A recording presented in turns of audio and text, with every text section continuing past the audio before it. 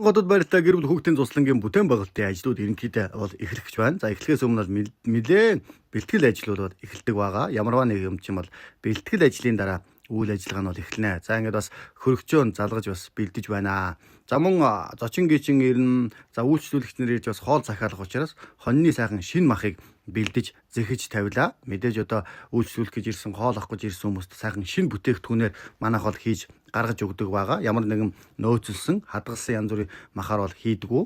За тэгээд бас хажуугаар нь бас хаврын мод тарих ажиллагаа эхэлж байна. Манайх бол ер нь хавар намартаа бол байнга бага хэмжээний жимсний мод тарьдаг байгаа. 4-5 жилийн өмнө манайх бол модыг бол маш ихээр тарьдаг байлаа. За тэгээд жимсний мод хэдэн мянгаараа тарьж сайхан ургуулж байсан боловч маш том үер болоод Дархан хотын бол бүгд мэдж байгаа. Аимшигтэй үер болоод энэ харааг бол тэр чигээрээ дээшээгээ үерлэж гарч ирээд манай бүх жимсний модуудыг үерт автуулаад ингээд бүгд үхээд баг багаар ингээд хавартаа намартаа ингээд байгаль ихтэй мод тарьдаг болсон байгаа. За харааг болоос төмбөндөж усаа зөөгөөд ингээд ямар ч байсан ихний ээлжиндээ модоо услаад ингээд тарьж дуслаа. За ээж ихч хоёр маань сайхан хоньныхоо шин гидсийг сайхан бэлдэж цэвэрлээд илгэн хямыг хийгээд мөн хоньны гол маха сайхан хөшгөлж жагаад хоньныхоо олгоонд хийгээд ингээд бас битүү шүл сайхан хийж бэлдлээ. Ил галдаар хийсэн зоог шүүс бол үнэхээр сайхан болдог байгаа. За ингээд хавар намарт модон тариад цуслангийнхан ажилдаа ингээд гэр бүл хүүхдийн бүтээн байгуулалтын ажилдаа ингээд ханцуу шамлан орж байгаа билээ. За та бүхэн маань нөгөө суглаагаа авах мартуу цаа.